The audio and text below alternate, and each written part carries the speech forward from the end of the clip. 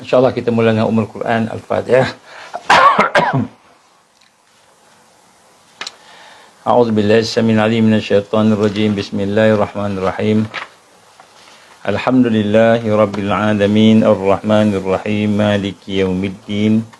Iyyaka na'budu wa iyyaka nasta'in. Ihdinas siratal mustaqim. Siratal ladzina an'amta 'alaihim ghairil maghdubi 'alaihim waladdallin. Amin. A'udzu billahi as-sami'il 'alim minasyaitonir rajim. Bismillahirrahmanir rahim.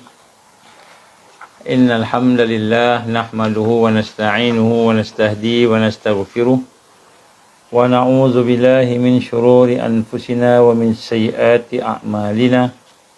Man yahdihillahu fala mudilla lahu wa man yudlil fala hadiya lahu. Asyhadu an la ilaha illallah wahdahu la syarika lahu wa asyhadu anna Muhammadan abduhu wa rasuluh. Qala rabbi israh li sadri wa yassir li amri wahlul 'uqdatam min lisani yafqahu qawli. Rabbi zidni ilman amma ba'.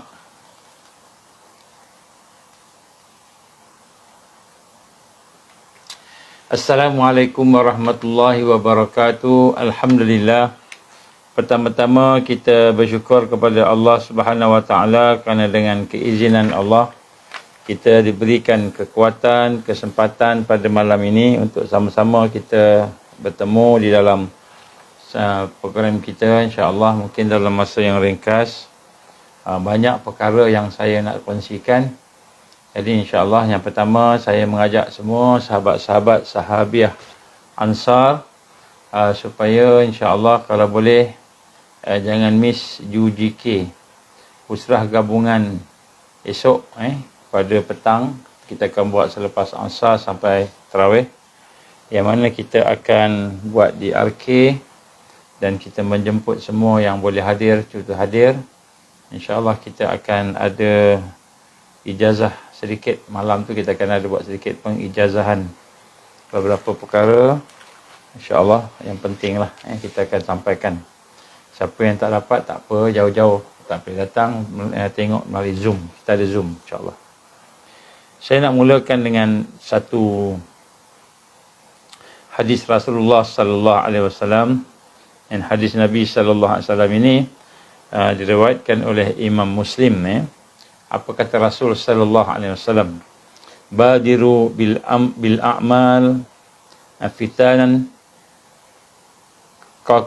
qaqiti al-lail muslim yusbihul rajul mu'minan wa yumsi kafiran aw yumsi mu'minan wa yusbihul kafiran yabi'u dinahu bi'aradin min ad-dunya. Rasul sallallahu alaihi wasallam telah bersabda satu hadis yang diriwayatkan oleh Imam Muslim. Badiru bil a'mal, bersegeralah kamu untuk beramal sebelum jadinya datangnya fitnah yang datangnya bagaikan potongan-potongan malam yang gelap. Seseorang pada paginya beriman dan pada petangnya menjadi kafir, atau petangnya beriman, paginya esoknya itu menjadi kafir. Mereka menjual agama untuk kepentingan dunia. Sadaqah Rasulullah sallallahu alaihi wasallam. Di sinilah kita lihat bagaimana keadaan yang digambarkan oleh Rasulullah sallallahu alaihi wasallam akan sampai satu waktu di mana umat Islam akan berada dalam keadaan yang amat kita kata amat kritikal, iaitu mereka berada dalam keadaan tidak beramal. Jadi pada hari ini saya ingin mengajak diri saya dan diri tuan-tuan puan-puan sekalian untuk segera membangkitkan amal dan membina kekuatan untuk beramal. Di dalam bulan Ramadan terutamanya ini kita tidak boleh beramal kerana kita melihat banyak perkara, iaitu Nabi gambarkan mereka menjual agama dengan dunia. Mereka menjual agama untuk kepentingan dunia. Jadi hari ini kita dapati ramai orang yang telah menjual agamanya untuk kepentingan dunia. Jadi inilah perkara yang menyebabkan ramai orang akan terkeluar daripada soft kebangkitan. Jadi kita hari ini nak kena rasa bagaimana sekiranya kita hari ini tidak berhati-hati, kita akan terikut di mana ramai orang yang menjual agamanya untuk dunia. Jadi oleh itu marilah sama-sama kita memulakan pada hari petang ini pada malam ini dengan satu perasaan bahawa kita ingin benar-benar melaksanakan pembersihan jiwa kita, hati kita mesti bersih. Bersihnya hati ini dia kena ada latihan. Latihan hati ni kena ada latihan. Kita ada fizikal. Di luar yang kita nampak ni fizikal.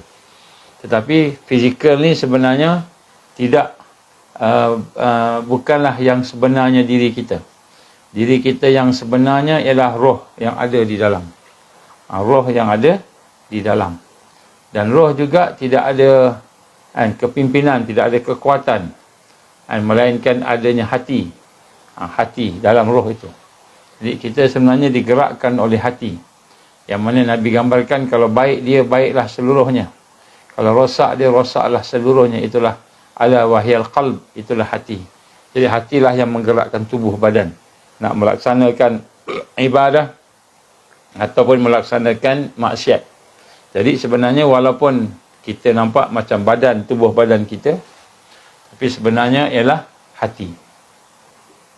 Jadi hati inilah sebenarnya yang menjadi raja kepada kehidupan kita, di mana kita ni beriman atau tidak beriman.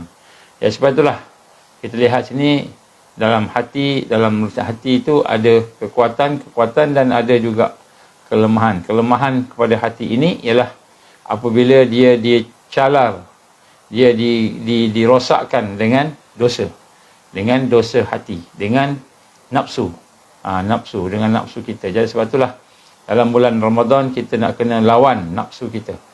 Kerana nafsu kita tu perkara yang akan melemahkan kita. Jadi macam mana tadi nak sebut nak melawan, nak melatih hati kita. Maka kita nak latih hati kita ni yang bersatu, mestilah kita mempunyai satu kesedaran bahawa sebenarnya hakikat kewujudan diri kita ini bukanlah kewujudan fizikal. Mata. Yang mana mata ni kita ingat, mata ni yang melihat. Telinga yang mendengar. Lidah yang bercakap. Contoh. Tapi sebenarnya bukan mata yang melihat. Mata hanya alat untuk melihat. Telinga hanya alat untuk mendengar. Lidah hanya alat untuk bercakap. Contoh. Jadi, tapi sebenarnya yang mana? Yang mana itulah disebut roh. Roh kita yang ada di dalam. Roh itulah sebenarnya hakikat kehidupan kita. Hakikat diri kita. Hakikat ni dia bermula dengan tadi roh tadi. Kalau contohnya bila roh telah dicabut oleh Allah Subhanahu Wa Taala, yang mana roh ini pula dia terbentuk, dalamnya itu ada pelbagai. Dalamnya dia ada yang dinamakan nafsu, jiwa. Nafsu. Ada nafsu. Nafsu itu pula ada amarah bisu, nafsu lawamah, nafsu mulhimah, nafsu mutmainnah dan seterusnya. Kemudian kita lihat dalam roh juga, dalam roh kita tu ada hati. Dalam roh kita ada hati yang mana peranan terbesar hati ialah memahami, menghayati. Dalam roh juga ada fitrah, ada kemampuan untuk berinteraksi, berhubung dengan Allah, fitrah salimah atau fitrah yang rosak. Jadi dalam hati, dalam roh ni ada banyak. Dalam roh ni ada banyak. Kita kata peranan-peranan ni lah, cara ringkas. Yang sebut kat sini salah satu daripadanya ialah nyawa. Roh ni juga dikatakan sebagai nyawa. Jadi sebab tu kita lihat roh ni adalah apa yang ada di dalam tubuh badan kita ni. Jadi badan kita ni hanyalah sangkar, hanyalah sebagai sampul, hanyalah sebagai kita kata cover je. Kalau handphone tu cover handphone je contoh kan. Jadi itu adalah merupakan badan kita. Sebab tu badan kita ni jangan kita terpengaruh dengan fizikal. Fizikal ni contoh bila roh telah dicabut, nyawa telah dicabut, mata ni tak boleh melihat dah. Telinga tak boleh mendengar. Walaupun kita kata saya nak dengar, saya nak melihat sebagainya, tak boleh. Kenapa? Roh dah dicabut. Jadi sebab tu hakikat kita ialah roh. Ya sebab itulah. Dan roh pula dalam dia salah satu komponen dalam roh itu disebut hati, al-qalbun. Jadi hati ni pula adalah merupakan satu yang disebut sebagai raja. And ala fil jasadi mudghah, iza saluhat saluhat jasadu kullu, wa iza fasadat fasadal jasadu kullu, ala wahil qalb. Itulah hati, raja. Jadi sebab itulah hati inilah yang perlu kita latih. Jadi bagaimana untuk melatih hati ini? Ialah dengan sentiasa kita menghidupkan hati kita ini dengan kita membersihkan hati kita. Macam mana tubuh badan, kalau dia kotor, kalau dia rosak, kalau dia sakit, kan, maka dia tak boleh berfungsi dengan betul. Begitu juga lah hati. Hati kalau dia sakit, dia lapar, hati dalam keadaan tak ada amalan, hati dalam keadaan kosong, dan dia akan lemah. Jadi macam-macam boleh ganggu hati ni, dan macam-macam boleh ganggu sukma kita ni, contohnya lah. Jadi sebab itulah di sini kita ingin sentiasa melatih supaya hati ini kuat. Macam mana untuk melatih hati ini kuat? Orang beriman, dan hatinya kuat, dan rohnya kuat berbanding dengan jasad. Jasadnya mungkin lemah tapi hatinya kuat.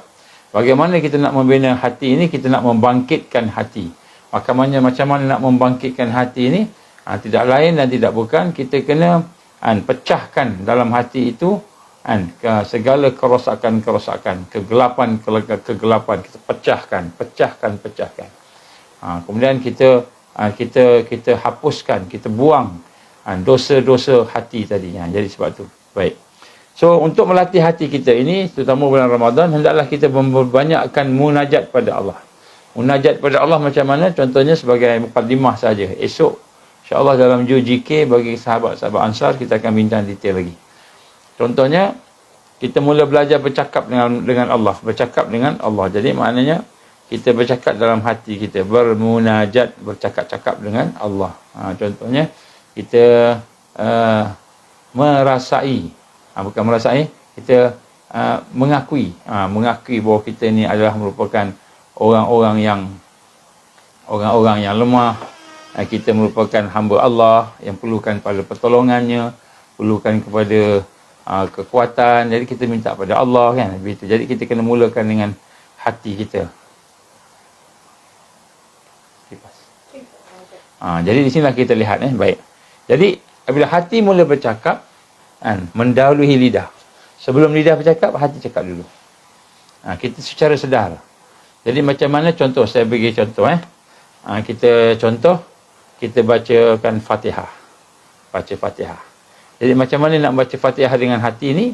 Contohnya ni nak melatih hati. Kita letakkan lidah kita di langit-langit.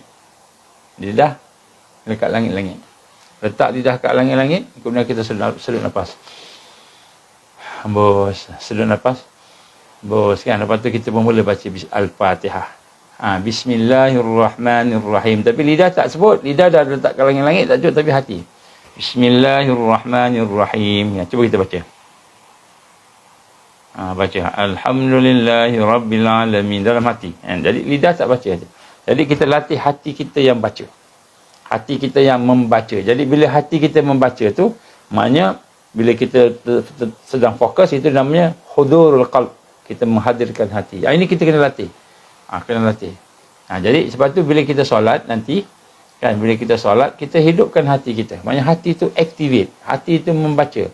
Bila kita membaca doa di dalamnya, contohnya kita baca doa iftitah, kan, kita baca Allahu akbaru kabira walhamdulillahi katsira wa subhanallahi bukratan wa asila. Kita baca doa. Tapi kita baca doa lidah, kan, hati yang baca. Hati baca, lidah baca juga pelan-pelan. Jadi Allahu akbaru kabira, kita baca. Tapi sebelum solat kita latih. Kita letak lidah kita dekat langit-langit kita tu, kita baca Allahu akbaru kabira. Hati kita baca. Jadi hati kita baca dulu. Baca Fatihah pun sama juga. Bismillahirrahmanirrahim. Kita latih hati kita baca. Baca dengan jelas. Baca dengan jelas. Sebab kadang-kadang kita ingat hati kita membaca tau. Hati kita bercakap, tapi rupanya tidak. Cuma di peringkat fikiran saja. Dia peringkat fikiran saja. Maknanya bukan hati. Hati tak baca, cuma kita berfikir kita baca. Tapi hati tak baca. Jadi kita kena betul-betul membaca. Hati kena baca. Bismillahirrahmanirrahim. Bismillahirrahmanirrahim. Hati baca. Alhamdulillahi Rabbil Alamin. Hati baca, bukan lidah. Ni saya contoh lidah baca, tapi hati. Jadi kita mula membaca dengan hati. Jadi bila dalam solat, kita baca, hati kita baca. Lepas tu hati kita, dan hati kita pun, dan lidah kita ikut. Lidah kita ikut. Ini maknanya kita latihan. Jadi sampaikan segala yang kita lakukan, kita secara sedar, secara kita sedar, secara kita faham, hati kita yang berkomunikasi, hati kita yang bercakap, hati kita yang berbisik, hati kita yang berzikir, hati kita yang bermunajat, hati kita yang membaca. Ini langkah pertama nak latih hati. Jadi senang ke susah? Dia akan jadi senang kalau hati kita bersih. Kalau hati bersih, senang aja. Sebab tu kalau kita nak membaca Al-Quran kan, kadang-kadang kita kata, sebab kita kata nak baca Quran, kita dah tak ingat. Tak ingat lah, dah lama tak baca, tak ingat. Jadi baca dalam hati. Sebab hati, dia boleh akses kepada semua pemikiran. Contohnya subconscious mind, conscious mind. Otak di bawah sedar, minda bawah sedar, minda sedar. Minda sedar, macam sekarang kita berfikir. Itu sedar. Minda bawah sedar, benda yang berlaku tanpa perlu fikir. Itu bawah sedar. Kan? Ataupun critical thinking, minda yang mana digunakan untuk menyelesaikan masalah. Minda yang critical. Jadi, minda kita ni ada banyak. Jadi, semua tu boleh dikontrol, dikuasai oleh hati kita. Hati kita dia boleh akses kepada minda sedar, boleh akses kepada minda bawah sedar, dan juga boleh akses kepada minda kritikal. Jadi sebab tu disebut raja. Jadi hati ni raja, dia boleh akses, dia boleh masuk, berfikir secara sedar pun boleh, berfikir secara di bawah sedar pun boleh, dipikir secara kritikal pun boleh. Jadi hati ni dia boleh pergi semua. Sebab tu dia boleh memahami. Jadi hati tu disebut hati memahami. Jadi kalau kita nak memahamkan sesuatu, maka hati itulah. Sebab tu kalau hati kita mati, kita boleh berfikir je, kita guna logik je, logik akal aja, maka tak sampai kepada kebenaran, tak sampai. Kenapa? Hati kita mati. Walaupun kita berfikir, contoh, dia seorang yang bukan Islam, dia seorang yang tak beriman, tak yakin dengan Allah, tapi dia seorang yang cerdik, PhD, dia seorang profesor, kan? Tapi dia hatinya mati, hatinya tidak ada iman, maka dia tak akan sampai kepada kebenaran yang sebenar, hakikat yang sebenar. Tak sampai kepada, kan, Allah Subhanahu Wa Taala, tak sampai, hati tak hidup. Saya bagi satu contoh. Ada seorang profesor saya dulu. Profesor, tak sebut nama lah kot. Sebut nama nanti kan. Tak sebut nama. Profesor, orang putih. Orang Yahudi daripada Russia. Salah seorang profesor yang mengajar saya dulu lah masa saya buat medical engineering. Saya belajar medical engineering. Dia satu hari dia panggil saya. Azman, datang. Saya nak cakap dengan awak. Awak ni daripada Malaysia kan? Datang. Dia daripada Amerika lah, US. Tapi dia asal daripada Russia, kalau tak silap saya lah. Sebab namanya pun nama orang Yahudi kan. Dia panggil saya. Dia pun cakap, dia kata apa? Saya ni tahu semua benda. Semua benda saya tahu. Saya belajar mengkaji tentang engineering, kejuruteraan dan juga tentang medical, perubatan. Saya tahu semua. Dia profesor. Memang terror profesor ni. Dia mengajar pun tentang gelombang, tentang apa semua. Memang dia mengajar tu kira finger dekat ujung jari je. Macam itu je. Cakap macam itu je. Dia panggil saya. Saya pun heran juga kenapa dia panggil saya. Mungkin sebab saya daripada Malaysia agaknya. Dia panggil. Kami ada 2 orang buat pelajar Malaysia yang mengambil jurusan yang sama masa tu. Mana satu department kami 2 je lah. Yang Malaysian. Saya dengan seorang kawan. Jadi bila dia panggil saya, tanya, saya ni tahu semua. Semua research, semua apa kan. Yang pertama dia kata, God don't exist, dia kata.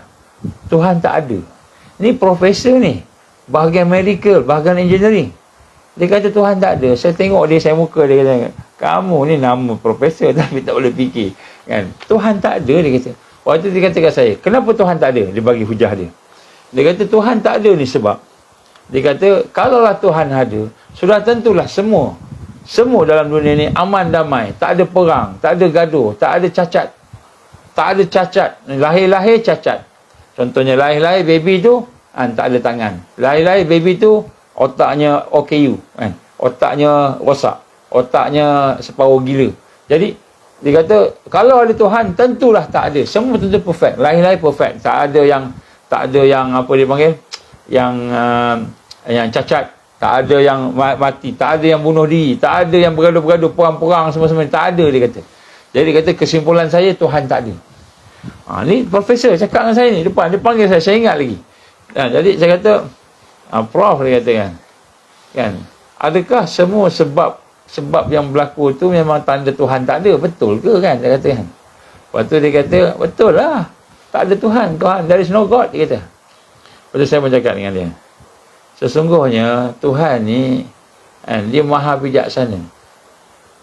Jadi dia bagi kepada manusia ni kekuatan untuk berbuat sesuatu. Dia bagi kekuatan untuk buat sesuatu. Dan dia bagi kebolehan, kemampuan untuk berfikir. Kita boleh berfikir. Dan daripada situlah kita berfikir. Ada choice tadi. Kita berfikir dengan izin Allah tadi kan. Kita berfikir nak buat yang baik, nak buat yang buruk. Nak buat baik, nak buat jadi baik, jadi buruk. Jadi anak-anak yang cacat-cacat lahir tu bukan sebab salah Tuhan, tapi mak ayah dia yang memilih untuk minum arak, memilih untuk ambil dadah, memilih untuk melakukan perkara-perkara yang merosakkan kesihatan dia. Baik ketika dia mengandung. Jadi bila dia mengandung, dia makan minum arak, bila dia makan dadah, dia buat sesuatu benda yang rosak, tentulah akan ada kesan pada anak dia, baby dia, bayi dia. Itu hukum Tuhan. Kalau kamu pilih baik, kamu dapat baik. Kalau kamu pilih buruk, kamu dapat buruk. Kan Tuhan ni bijaksana. Dia tak jadikan kita macam robot. Macam robot. Semua buat satu benda yang sama. Macam malaikat dia jadikan ikut aja perintah dia kan. Dia tak ada pilihan. Manusia ada pilihan.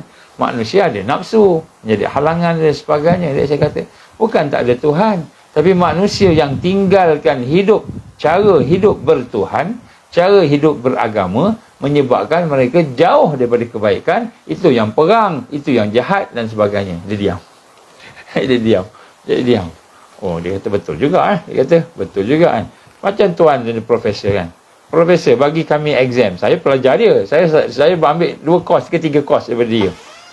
Jadi dia kata tuan profesor give exam to us. Bagi exam kepada saya. Kan? Kalau Tuhan seorang yang baik, macam Tuhan sebut Tuhan baik tadi, tentulah semua dapat A. Tapi tak ada semua dapat A. Yang dapat A seorang 2 je. Yang dapat C dan D ramai. Tuhan punya exam susah. Saya kata, saya pelajar dia. Dia gelak. Waktu dia kata, jadi kenapa yang tu dapat C, dapat D, yang ni dapat A, yang tu tak lulus? Dia kata, bukan sebab Tuhan tak betul. Tuhan dah bagus dah. Prof, you already kan give teaching a lesson, everything very good, and you also give the examination very good, but the student didn't study, they did not study. Some of them study and understand the material very good, and they can perform and can score A or B, but the other part of students, they don't understand. They don't realize what are the answer. They don't know because maybe they don't understand, or maybe they cannot memorize the answer, or maybe they did not study at all. Contohnya saya. Jadi bukan salah profesor, bukan salah Tuhan, salah manusia. Manusia pilih jalan hidup yang Tuhan bagi dia pilihan tadi dengan izin dia memilih dengan pilihan yang salah. Jadi dia terdiam. Profesor Salman terdiam. Bila dia terdiam, saya pun cakap dengan dia, tuan, sebenarnya Tuhan ni ada.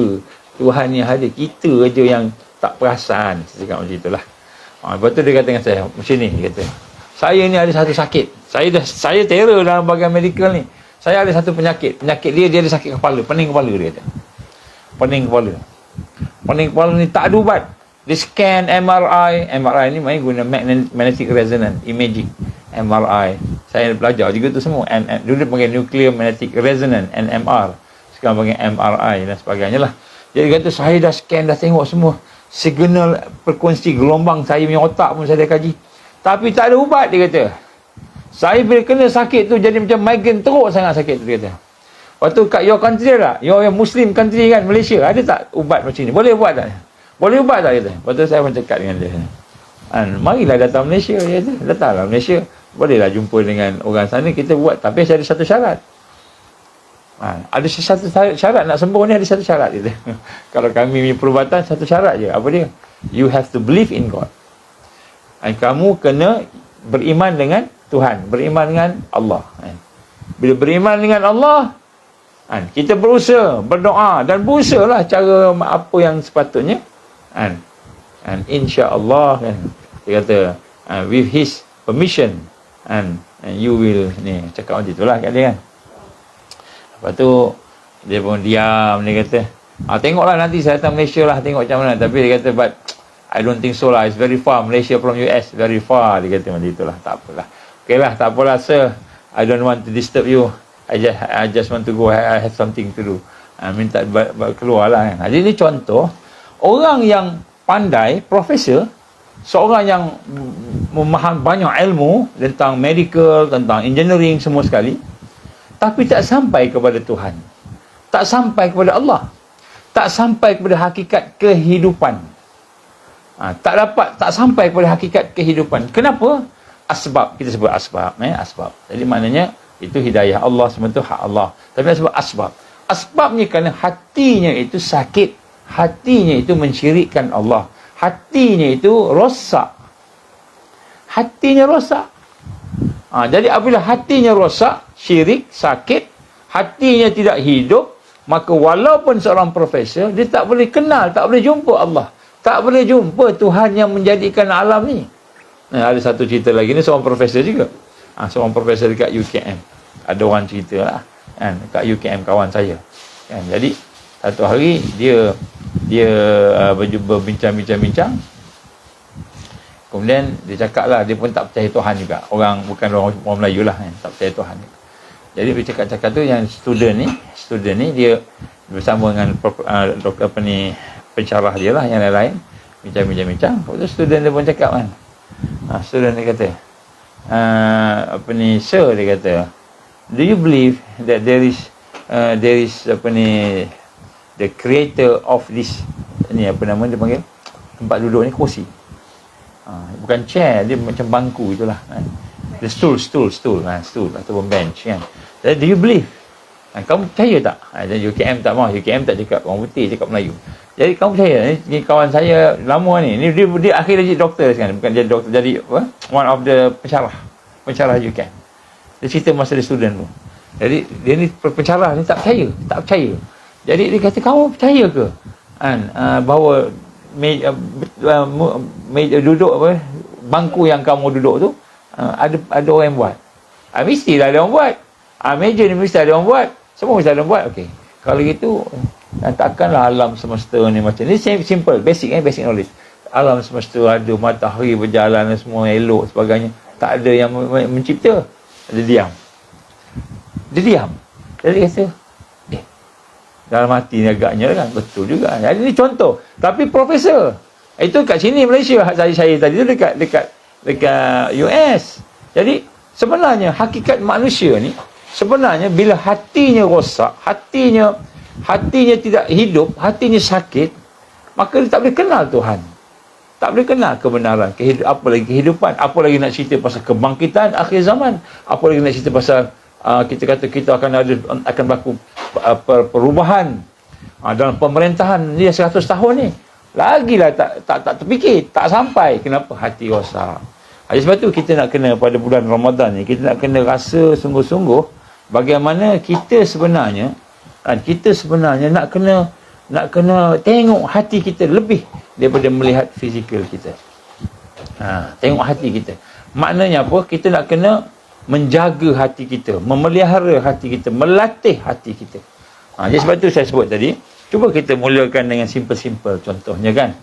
Kita mulakan baca Quran. Baca Quran, katalah Fatihah. Bismillahirrahmanirrahim. Lidah kita baca. Alhamdulillahirrabbilalamin. Lidah kita baca. Tapi hati kita baca sama-sama. Hati baca sama-sama. Bismillahirrahmanirrahim. Hati baca. Bismillahirrahmanirrahim. Alhamdulillahirabbilalamin. Baca. Jadi bila hati dah mula baca, kita bina kekuatan sehingga sebenarnya yang jadi imam dalam badan kita ni, dalam jasad tubuh badan kita ni, bukannya jasad tubuh badan fizikal, tetapi sebenarnya ialah roh kita yang jadi imam. Roh kita ni, sebab saya sebut tadi kan, mata. Macam mana kita mata melihat? Kita ingat mata aku yang melihat. Ni mata dah rabun ni, mata yang melihat ni. Rupanya bukan mata yang melihat, bukan telinga yang mendengar, bukan lidah yang bercakap. Mata hanya alat untuk melihat. lihat. Telinga alat untuk mendengar, lidah alat untuk bercakap. Tapi yang cakap tu siapa? Roh. Roh kita. Roh kita. Bila roh ditarik, yang mana roh ni disebut tadi dia ada pelbagai fungsi dia. Sebagai nyawa, dalamnya ada hati, dalamnya ada nafsu, dan sebagainya lah. Jadi, bila roh dicabut, salah satunya fungsi roh sebagai nyawa. Bila nyawa dicabut, mata tak boleh melihat. Telinga tak boleh mendengar, terbaring kita. Tak nak gerak pun tak boleh. Nak menyaut pun tak boleh. Nak angkat jari pun tak boleh. Kenapa? Roh dah tak ada. Jadi sebenarnya hakikat kita ni sebenarnya lah roh. Ni kita kena faham. Jadi sebab tu kebangkitan akhir zaman, tajdid akhir zaman ini, yang kita nak benar-benar faham, kita nak kena kenal diri kita supaya kita boleh faham kita ni bagaimana akhirnya kita boleh kenal Allah. Kita boleh kenal Allah. Jadi sebab tu kita kena latih ni. Saya sebenarnya kita dah masuk Ramadan yang ke berapa hari ni kan, ketiga ke empat hari ni kan. Jadi kita nak kena rasa bahawa sebenarnya nak aktifkan hati kita tu nombor satu. Kenapa? Sebab di situlah ada akidah, ada al-iman. Kat situ ada iman. Jadi sebab tu pada malam ni marilah sama-sama kita cuba latih. Kita banyakkan berdoa, lidah sebut tapi hati yang sebenarnya menyebut dahulu. Kan, baca Fatihah, kita Fatihah, hati baca Fatihah. Hati baca Fatihah, lidah ikut. Hati bercakap dengan Allah, berdoa. Hati bercakap, lidah ikut. Kalau lidah tak bercakap pun tak apa.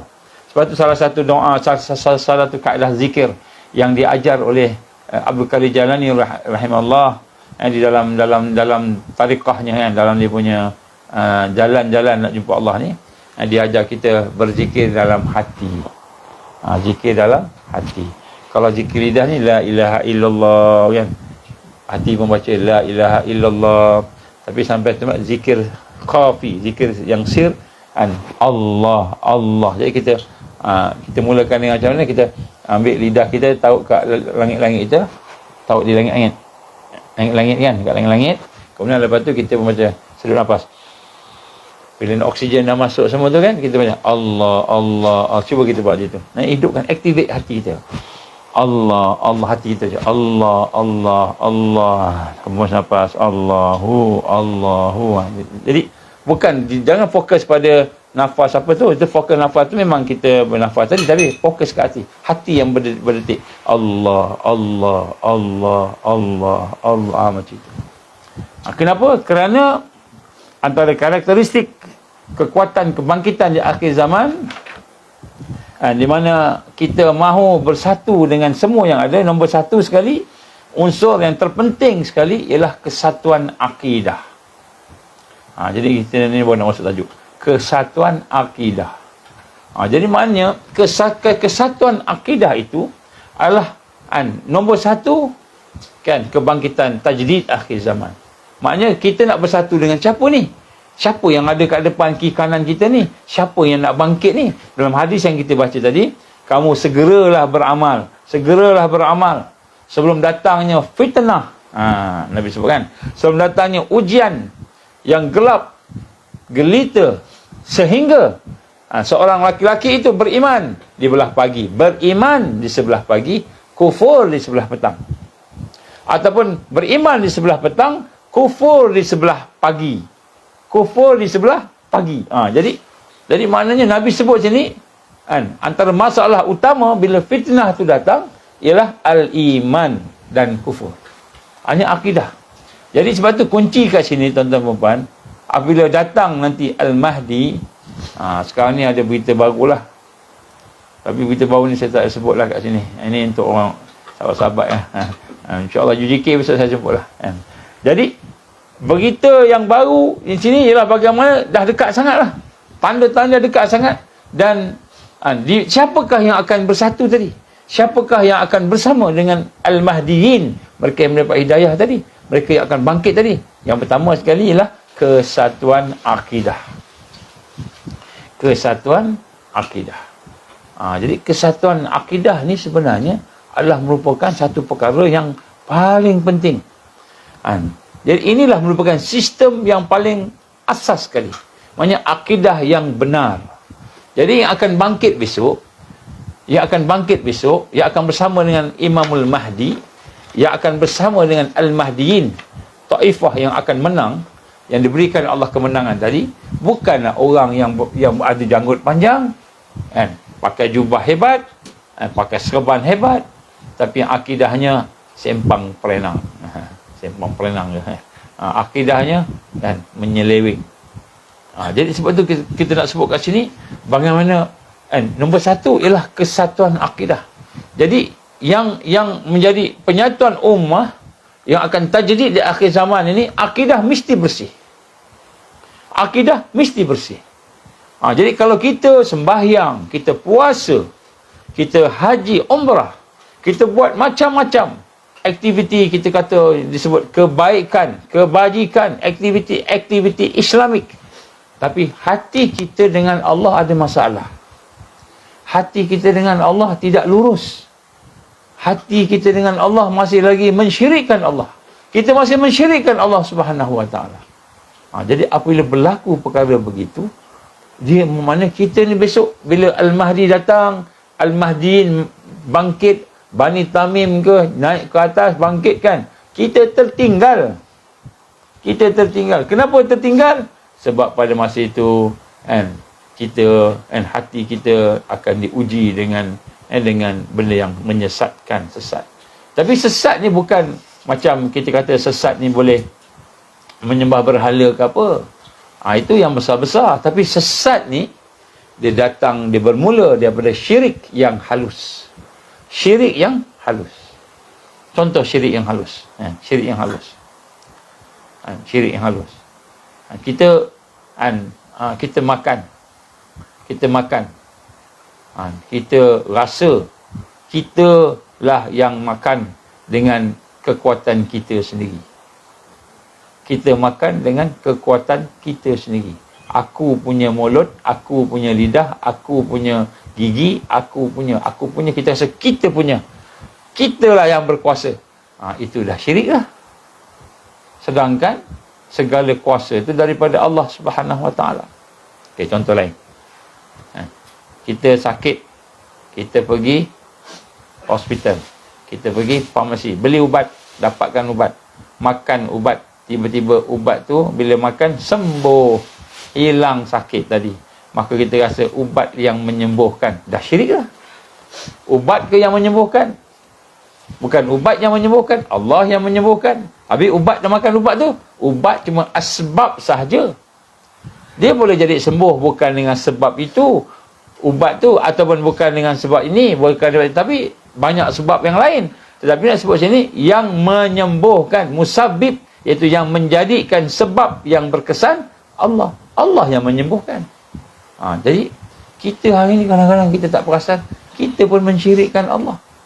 Kan? Kita rasa kita hebat, kita rasa kita berilmu, saya boleh, Malaysia boleh. Bukannya Allah Subhanahu Wa Taala. Maka di situ ada syirik. Banyak nak sebut pasal syirik ni macam-macam. Macam-macam. Jadi sebab itulah nak disebutkan di sini bagaimana perkara yang pertama untuk kita nak faham kebangkitan tajdid akhir zaman, dia bukanlah tajdid tu dengan sebab kita nak lawan Zionis. Hari ni yang nak lawan Zionis ni ramai. Orang bukan Islam pun buat demonstrasi nak lawan Zionis. Tapi adakah itu tajdid? Demonstrasi di Amerika, demonstrasi di UK, demonstrasi di Kuala Lumpur, demonstrasi di Jakarta, demonstrasi di Belgium, di Eropah, demonstrasi di mana-mana. Adakah itu tajdid? Adakah itu pembaharuan? Adakah itu kebangkitan yang dimaksudkan oleh Rasul sallallahu alaihi wasallam? Bukan. Itu bukan kebangkitan. Jadi kita jangan tertipu dengan demonstrasi sana, demonstrasi sini nak lawan Zionis. Memanglah Zionis itu musuh yang paling jahat. La tajidanna asyaddan nas. Kamu pasti jumpa dengan manusia yang paling dahsyat, paling jahat. Adawatan lil ladzina amanu, yang bermusuh dengan orang beriman. Al-Yahud, Zionis. Walladzina asyraku, dan mereka yang mensyirikkan Allah. Jadi nak sebut kat sini, sini dah demonstrasi, dan ini kebangkitan, bukan, itu bukan kebangkitan. Sama macam kita hari ini, kita kata nak lawan Zionis, kita pun pergi berarak demonstrasi, berarak pergi ke kedutaan Amerika. Nak pergi kedutaan Israel, tak ada kat Malaysia. Pergi kedutaan Amerika, berarak hancur Yahudi, hancur Amerika, whatever lah cakap kan. Itu kebangkitan? Adakah itu kebangkitan? Itu bukan kebangkitan, itu demonstrasi. Ataupun kita kata mari kita sama-sama pakat-pakat berkumpul, kumpulan kumpul. Kita Nusantara, kita Melayu, kita aktifkan silat, kita aktifkan pahlawan kita, pendekar Nusantara, bin Hassan bin Hussein, pendekar. Adakah itu kebangkitan? Semua pakat-pakat kumpul, demonstrasi sana, demonstrasi sini, tunjukkan kekuatan silat, tunjukkan kekuatan orang Islam, adakah itu kebangkitan? Itu bukan kebangkitan, itu semangat nak berjuang. Belum tahu bangkit. Kenapa? Kebangkitan yang pertama ialah kebangkitan akidah.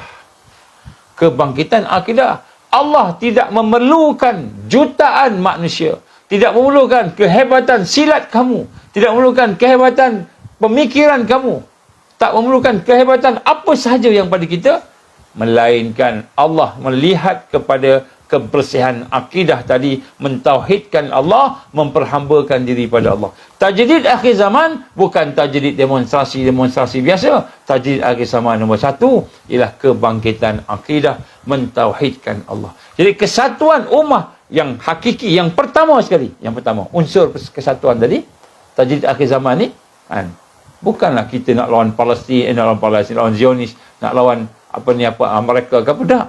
Yang pertama, kita nak melawan syirik yang ada dalam diri kita. Nak melawan segala perkara-perkara yang mensyirikkan Allah, walaupun namanya ujub, namanya takjub, rasa dirinya baik, bagus, ataupun namanya riak, nak tunjuk-tunjuk amalan, ataupun namanya sombong, takbur, nak membesarkan diri, merendahkan orang lain. Jadi segala bentuk syirik yang ada, kita nak bebaskan. Jadi sebab tu pada malam ni kita kena faham. Dan Allah Ta'ala tak memerlukan juta manusia untuk menang. Allah tak memerlukan ribuan orang yang pandai-pandai, orang yang ada silat. Allah tak perlukan semua. Kenapa? Kerana Allah tidak menilai segala yang ada, melainkan di situ ada akidah yang bersih, yang mentauhidkan Allah. Ini kita kena sedar. Ini kita kena faham. Sebab tu kena duduk dalam proses tarbiyah, macam mana yang telah ditunjukkan oleh Rasulullah sallallahu alaihi wasallam. Sebab tu malam ni saya sebut tadi, kita kena nak tengok bahawa akidah itu kan bermula daripada keyakinan yang benar dan proses yang benar. Yakin mula-mula, kita nak kena betul, kemudian proses tarbiyah. Sebab tu kita kena faham bahawa akidah inilah merupakan unsur yang pertama, asas yang pertama kepada kebangkitan tajdid akhir zaman, iaitu kesatuan akidah. Jadi walaupun nampaknya macam dia Islam, tapi dia mensyirikkan Allah. Nampak macam dia Islam, tetapi dia melaksanakan, dia berwalak, dia yakin, dia percaya kepada sistem jahiliah, hatinya masih seronok dengan jahiliah. Orang-orang begini tidak akan, Allah SWT tidak berhajat, tidak mahu pun orang yang tidak mentauhidkan dia menjadi tentera dia. Jadi tentera Al-Mahdi, Imamul Mahdi sendiri, nombor satu ialah dia mentauhidkan Allah. Ini unsur kesatuan. Walaupun kita tidaklah menentang siapa-siapa, tak naklah kata kamu ni, nak kata kamu ni tidak mentauhidkan Allah pun tidak. Tapi kita sebut sini, kita kena proses diri kita. Proses diri kita, iaitu dengan kita bermula mengucapkan kalimah syahadah, asyhadu an la ilaha illallah wa asyhadu anna Muhammadar Rasulullah, secara ikhlas, secara benar. Jadi kita memahami bahawa kita, setelah kita mengucap dua kalimat syahadah, berjanji kepada Allah SWT, maka kita kena melaksanakan rukun-rukun syahadah. Rukun syahadah ni ada berapa? Kita cuba buat ulang kaji. Ada 4 rukun syahadah. Yang pertama, mengisbatkan zat Allah. mentauhidkan zat Allah, mengisbatkan sifat Allah dan nama Allah, mengisbatkan af'al, perbuatan Allah, mentauhidkan perbuatan Allah. Kemudian yang keempat ialah kita membenarkan, meyakini, menghayati, mendukung dan memperjuangkan apa yang dibawa oleh risalah Rasulullah sallallahu alaihi wasallam. Jadi rukun syahadah ni kita kena proses. Macam mana kita nak mentauhidkan zat Allah? Zat Allah tak nampak, tak apa. Macam mana nak mentauhidkan? Kita bukan boleh tengok mata dengan mata kita ni, dengan telinga kita boleh dengar, tak boleh. Dan Allah SWT dia maha ghaib. Dia bukan kita boleh macam sains. Jadi macam mana? Kita kena tahu prosesnya. Macam mana nak mentauhidkan pula sifat-sifat Allah? Macam mana pula nak mentauhidkan, macam mana nak mentauhidkan nama Allah, asma Allah? Macam mana mentauhidkan af'al, perbuatan Allah? Ini semua perkara yang perlu kita tahu sebagai proses untuk kita tajdid. Kalau kita tak tahu macam mana nak mentauhidkan Allah dan tak tahu macam mana kita nak membuang syirik daripada kehidupan kita, macam mana kita nak bersatu dengan Al-Mahdi? Macam mana kita nak bersama dengan Al-Mahdi? Sebab Dajjal dia akan datang dan mengaku sebagai Tuhan, mengaku sebagai Rasul, dan dia mempunyai sihir-sihir yang boleh mengelirukan kita. Dia akan ada dia punya apa?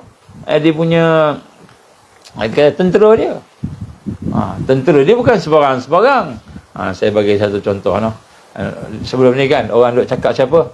Cakap pasal kalau kapal lalu dekat Bermuda Triangle.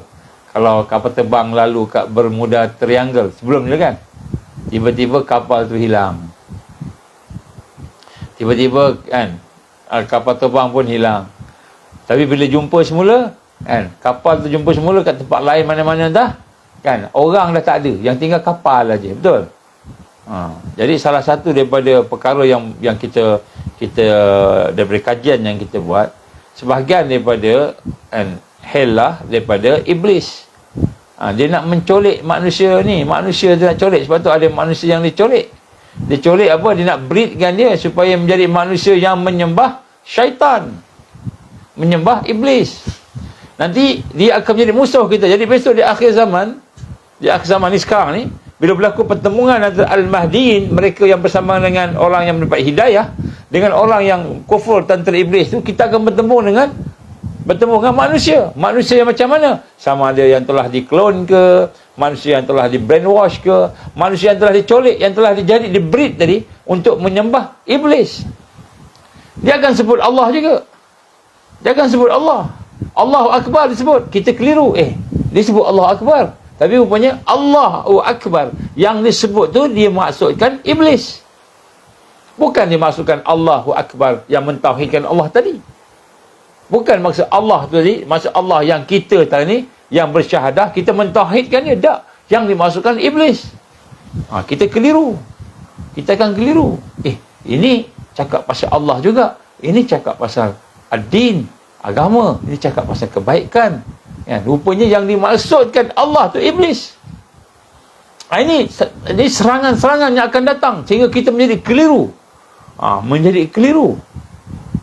Kita menjadi orang yang betul lah. Ni ramai pula pengikut dia ni. Semua janggut-janggut belaka. Semua ada kopi, ada serban. Semua pula ajak pergi masjid pula. Sembahyang contohnya kan. Sembahyang juga. Baca Quran juga. Nampak seperti itu lah. Jadi rupanya mereka ni lah yang telah dilatih oleh iblis. Yang telah dilatih oleh iblis. Jadi ini antara perkara yang kita akan berhadapan. Iaitu orang yang akan mengelirukan akidah. Merosakkan akidah. Yang akan mensyirikkan Allah dalam keadaan tak sedar. Dalam keadaan tak sedar. Kita tak perasan kita mensyirikkan Allah. Wa'iyazbillah min zalik. Jadi sebab itulah kita lihat antara perkara yang penting dalam bulan Ramadan ini ialah kita memastikan bahawa hati kita ni semakin hidup, semakin sihat, semakin bersih. Bukan hati kita ni semakin lemah, semakin lemah, semakin lemah. Semakin jelas, semakin bercahaya. Sehingga kita boleh mengenal Allah. Sehingga kita boleh mentauhidkan Allah Subhanahu wa ta'ala. Kerana itulah merupakan perkara yang paling penting. Jadi kita tidak sentiasa mengucapkan kalimah syahadah setakat macam itu. Ini kesatuan nombor satu. Dan sebab itulah yang pertama, yang macam unsur yang menyatukan kita ialah akidah. akidah. Jadi kalau orang tu jenis Ahmadiyah, macam kata Munif sebut, Ahmad Munif, dia ada orang Ahmadiyah, agama Ahmadiyah. Orang macam ni kan, dia nak Islam, tak apalah Islam, tapi bukan yang akan bangkit tajdid, bukan mereka. Ada yang di kalangan mereka pun dah ada Imam Mahdi dah. Dia dah bai'ah dah. Saya tengok dah majlis bai'ah dia dengan Imam Mahdi dia, Ahmadiyah ni, Qadiani. Dia dah bai'ah dah dengan Imam Mahdi dia. Ada di Eropah pun dia, di Amerika pun ada, macam-macam tempat, di Malaysia pun ada. Di Pakistan pun ada. Dia ada Imam Mahdi dia orang. Tapi dia tidak mentauhidkan Allah. Dan dia tidak mengiktiraf Rasul sallallahu alaihi wasallam sebagai rasul yang terakhir. Dia kata Ahmadiyah itu sebagai rasul terakhir. Al-Quran ni pun dia ada ubah-ubah sikit. Jadi begitu juga dengan kumpulan-kumpulan yang sesat yang lain, ramai. Jadi sebab tu kita lihat, nak sama-sama memahami bahawa kita perlu bersihkan hati. Kena faham macam mana nak bersihkan hati. Bersihkan hati ni, tuan-tuan dan puan Allah, tidak ada sikit pun syak, zan dan waham. Apa dia syak ni? 50-50. Zan ni kita percaya 1/4, ataupun 1/4. Apa tu, waham ni kita percaya 3/4. Maknanya tak ada sikit pun tak percaya kepada Allah. Mesti jazam, putus, yakin pada Allah 100%. Ini nak proses. Tapi macam mana nak proses? Kita yakin ke ubat menyembuhkan, sama macam kita yakin Allah menyembuhkan. Kita yakin makan yang mengenyangkan, bukannya Allah yang mengenyangkan. Kita yakin kita lah yang melempar, bukan Allah yang melempar. Jadi macam mana kita nak jazam 100%, putus, kita yakin dengan akidah yang benar. Jadi sebab tu persiapan untuk tajdid bukanlah satu persiapan yang mudah. Cukup dengan kita berpersatuan, berpertubuhan, tapi kita tak nak duduk dalam tarbiyah, tak nak duduk dalam proses membersihkan hati, tak nak duduk dalam proses membersihkan akidah. Kita rasa okey dah. Rupanya kita masih banyak mencirikan Allah. Ini kesatuan akidah. Kesatuan akidah ni lah yang akan membina asas yang lain. Kemudian yang kedua adalah kesatuan ibadah. Kesatuan ibadah. Ibadah ni maknanya kita nak kena benar-benar meyakini bahawa resources kita itu Al-Quran dan Sunnah. Baik, Al-Quran dan Sunnah ni dua resources yang besar, tapi dia ada interpretasi. Jadi interpretasi kita mestilah interpretasi kepada ulama-ulama Ahlus Sunnah wal Jamaah. Ahlus Sunnah wal Jamaah ni bukan persatuan. Ahlus Sunnah wal Jamaah ni bukan pertubuhan. Bukan kita mengaku-mengaku je, aku ni aswaja, tapi rupanya di belakangnya akidahnya Syiah. Aku ni aswaja, di belakangnya rupanya akidah Khawarij. Aku ni Ahlus Sunnah mengikut salaf, tapi rupa-rupanya di belakangnya itu Mu'tazilah. Apa Mu'tazilah? Antaranya menggunakan akal, tahsinul akal. Dia menggunakan akal, logik, ikut logik lebih daripada Al-Quran. Dia kata logik, tak logik ni, tak logik. Tak logik dia tak ambil. Dia ambil logik je. Logik ikut dia lah. Ni contoh-contoh. Banyak lagi lah. Sebab tu kita kata ibadah ini ialah merupakan satu yang perlu kita lihat dalam kehidupan kita. Ibadah yang berasaskan kepada Al-Quran dan Sunnah. Dan ibadah inilah perkara yang wajib. Jadi maknanya kalau hari ni ada orang nak tegakkan Islam, nak tajdid, tapi tak nak sembahyang, tak nak puasa, tak nak mengikut syariat, tak nak mengikut syarak, maka dia bukan orang yang tajdid. Dia demonstrasi hebat kan, Khaybar ya Yahud kan.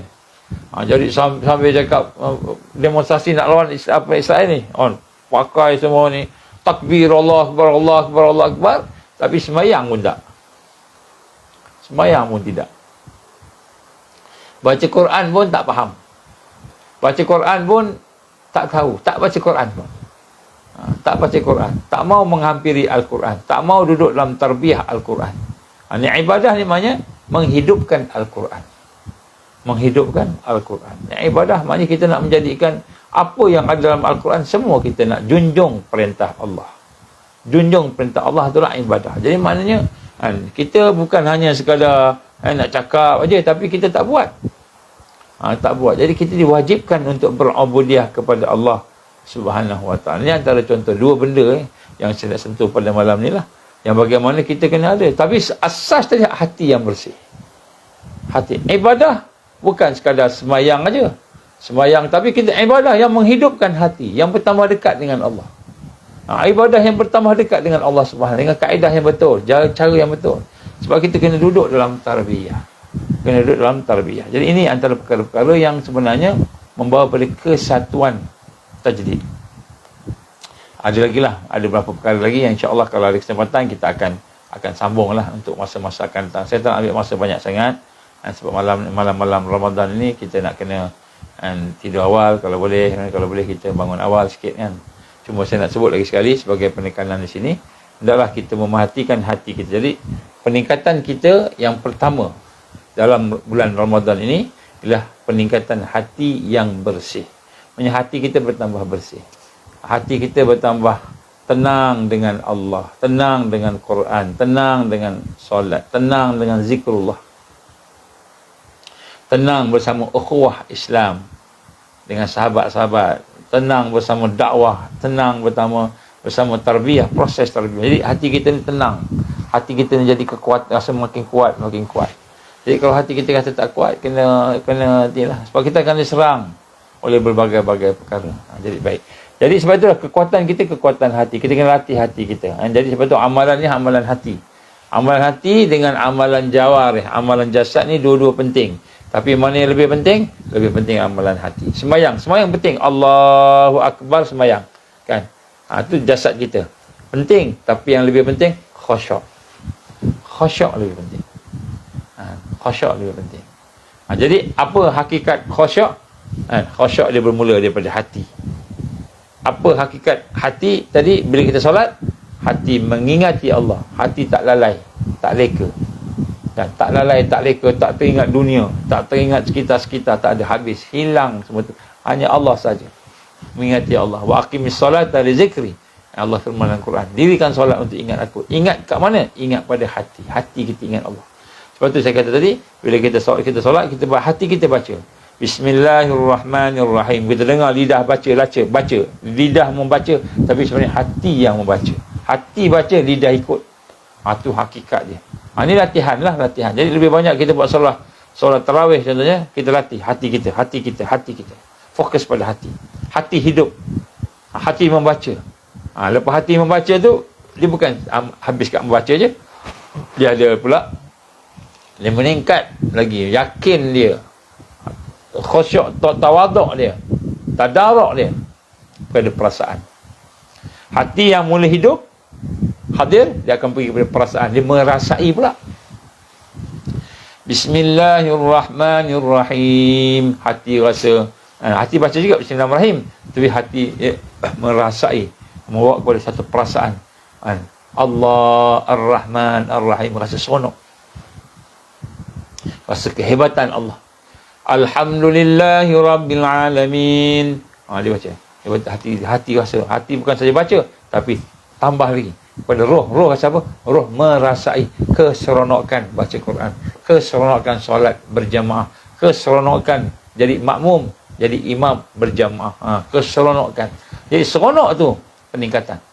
Rasa bahagia, peningkatan. Bahagia dengan Al-Quran. Ini benda yang penting ni. Kita kena tengok ni. Jadi ibadah ni, dia bukan hanya hati saja. Hati ni untuk nak hadir. Hudurul qalb. Tak ada semayang, kata Nabi SAW. Tak ada doa, kata Nabi SAW. Doa tak ada, semayang tak ada, yang mana tidak ada kehadiran hati. Hati tidak hadir, maka tak kira doa tu, tak kira solat tu. Allah campak macam itu je. Jadi kita bimbang. Jadi kita baca dengan hati yang hadir. Sebab tu hati hadir bermula dengan dia baca, dia ikut apa yang dia sebenarnya membaca. Lidah ikut. Kemudian selepas tu tingkat pula merasai. Rasa apa? Rasa tenang, rasa bahagia, rasa seronok. Bukan seronok dengan maksiat, seronok dengan solat. Jadi itu peningkatan hati. Jadi hati yang meningkat ni lah akhirnya dia boleh bersama-sama dengan iman, yakin tadi, mengenal Allah. Dia kenal Allah. Bila dia kenal Allah, ketika itulah dia rasa diri dia hina, diri dia tak ada, aku ni tak ada sebenarnya, yang ada hanya Allah. Aku ni tak kuat sebenarnya, ya Allah yang kuat. Aku tak boleh melihat melainkan Allah izin aku melihat. Kan? Aku tidak hidup, melainkan Allah hidupkan aku. Aku tak melangkah, melainkan Allah yang memberi kekuatan untuk aku melangkah. Dia rasa, dia kenal. Mula dia kenal Allah. Bila kenal Allah, itulah kekuatan. Jadilah ibadah tu kehidupan dia.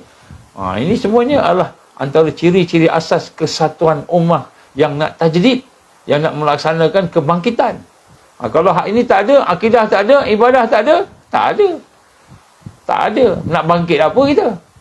Nak bangkit berdasarkan apa? Demonstrasi. Berdasarkan asas kita kepada demonstrasi. Asas kita Israel serang Gaza. Bangkit kenapa? Israel serang Gaza. Itu asas kita? Bukan. Asas kebangkitan, akidah. Asas kebangkitan, mentauhidkan Allah. Itu asas kebangkitan. Kita belajar tentang apa namanya, pakatan jahat, Zionis lah, Freemason. Ni tengok, artis banyak dah jadi ikut Freemason. Kenapa artis banyak ikut Freemason? Tak semua, no? Jangan pula kita tuduh siapa-siapa. Tapi nak sebut, ramai artis, malahan pemimpin politik, pemimpin ikut Freemason. Kenapa? Sebab mereka diberi gaji, mereka dapat duit. Dibagi bajet kat dia 2.5 juta US. Ataupun 2 juta US. Ataupun 1 juta US. Dibagi 1 juta US. Banyak tu. Sebab tu dia boleh hidup tanpa bekerja. Itulah kerja dia. Kan? Jadi dia ikut permission. Rosak akidah dia. Dia nampak macam bagus. Bukannya aku lawan negara apa semua. Tapi rupanya secara halus akidahnya telah rosak. Kenapa? Ikut Freemason. Dia apa? Bagi duit. Dapat duit. 1 juta, ada yang 2 juta, ada yang 2.5 juta US dollar. Bukan Malaysia ringgit. US dollar. Jadi nak sebut kat sini, kan ramai yang ikut. Kenapa? Menjual agama dengan dunia, disebut Nabi tadi. Menjual agama dengan dunia. Dibagi 1 juta, dibagi 2 juta US dollar, dibagi duit. Kamu buat macam ni. Dia pun ikut. Jadi asas kebangkitan ni apa? Adakah asas kebangkitan ni kan Palestin kena serang dengan Israel? Orang ramai mati kena bunuh di Palestin? Ataupun asas kebangkitan ni sebab ada rasuah banyak dekat Malaysia ni, kita nak bangkit? Ataupun ada penjajahan baru daripada IHR, daripada WHO, nak maksud kita nak bangkit? Asas kebangkitan wajib akidah. Akidah wajib asas kebangkitan. Kenapa akidah? Sebab akidah orang beriman, dia tak boleh selesa duduk di bawah jahiliyah. Tak boleh selesa duduk di bawah kekufuran. Duduk di bawah pemerintahan-pemerintahan yang zalim. Dia tak boleh. Hati dia tak boleh. Dia nak tegakkan. Apa dia? Al-Islam. Yang mana Al-Islam inilah yang diredai oleh Allah. Ad-din indallah Al-Islam. Din yang Allah terima hanyalah Islam. Sebab tu dia bangkit. Dia bukan bangkit sebab Gaza kena serang. Itu bukan dia punya asas dia. Asas dia bukan tu. Asas dia ialah akidah. Sebab tu kita kena faham. Kalau tidak, kita besok Imam Mahdi datang besok. Awak lain pula. Yang lain apa? Akidah. Tak sama. Akidah dia mentauhidkan Allah. Rupanya kita tak proses, tak tarbiyah diri kita. Duduk dalam arus, kita mensyirikkan Allah. Tak sama dengan Mahdi. Cakap aja nak Mahdi. Kebangkitan Nusantara lah. Kebangkitan pahlawan Nusantara lah. Kebangkitan macam-macam. Tapi kita tak proses akidah kita. Kita tidak belajar macam mana mahu mentauhidkan Allah. Macam mana mahu mengenal Allah. Mentauhidkan Allah. Berubudiah pada Allah.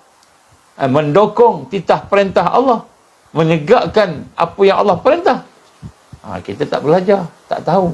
Jadi kita ingat kita dah boleh dah. Saya dah ada silat dah. Okey. Saya dah ada ni dah. Okey. Saya dah itu dah. Jadi kita kena patah balik lah. Kalau tidak kita kena tipu je. Kita kena tipu je. Kita ingat kita dah okey dah. Rupanya kita mensyirikkan Allah. Wa iyazbillah min zalik. Jadi mudah-mudahan bulan Ramadan kita kena minta doa. Apa dia? Allahumma inna na'udzubika min an nusyrika bika syai'an na'lamu wa nastaghfiruka lima la na'lamu. Ya Allah, jauhkanlah aku daripada perbuatan syirik. Sama ada syirik yang aku tahu ataupun syirik yang aku tak tahu. Ya Allah, jauhkanlah ya Allah, minta ke Allah. Jadi mudah-mudahan bila sampai waktu Lailatul Qadar, kita doa minta jauh daripada syirik. Mudah-mudahan Allah bersihkan hati kita. Sebagai syarat pertama untuk apa? Untuk tajdid, bersih daripada syirik, bersih daripada segala perkara yang dimurkai oleh Allah Subhanahu wa taala. Itulah insya-Allah sikit sebanyak insya-Allah. Mudah-mudahan Allah ampunkan dosa kita. Mudah-mudahan Allah hidupkan kita bersama perjuangan yang benar, perjuangan mentauhidkan Allah dan perjuangan menegakkan Islam sebagai sebuah satu sistem kehidupan yang menyeluruh. Jadi kita perlu ada mereka yang membimbing kita bersama-sama dengan kita insya-Allah. Jangan duduk seorang-seorang, kita tak akan mampu untuk berhadapan dengan ujian-ujian yang besar insya-Allah. Sampaikanlah pada yang lain insya-Allah. Aku li qauli hadza astaghfirullahal azim li wa lakum. Insya-Allah kita baca doa rabitah. Bismillahirrahmanirrahim. Alhamdulillahirabbil alamin wassalatu wassalamu ala asyrafil anbiya'i wal mursalin wa ala alihi wa sahbihi ajma'in. Allahumma innaka ta'lamu anna hadhihi al-qulub qad istamat ala muhabbatik wal taqat ala ta'atik wa tawahadat ala da'watik wa ta'ahadat ala nusrati syari'atik wa Allahumma rabitataha wa adimuttaha wa adiha subulaha wa amla'aha binurika alladhi la yakhbu wa syarah suduraha bi faidil iman bik wa jamil tawakkul alaik wa ahiha bi ma'rifatik wa amitha masyati fi sabilik ya Allah innaka ni'mal maula wa ni'mal nasir.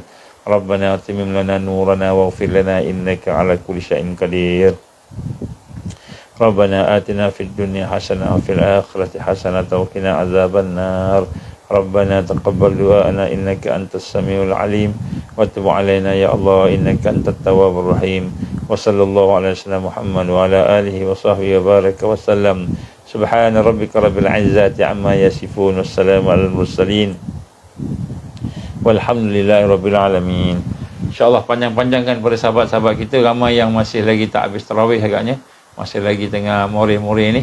Jadi insyaAllah mungkin mereka tak perasan akan kuliah ni. Cuba sampaikan pada mereka insyaAllah. Wabillahi taufiq wal hidayah. Assalamualaikum warahmatullahi wabarakatuh. InsyaAllah kita jumpa esok insyaAllah. Bagi mereka yang Ansar, insyaAllah esok ada UGK jadi jangan tertinggal pula belah petang asar, lepas tak asar insyaAllah. Assalamualaikum.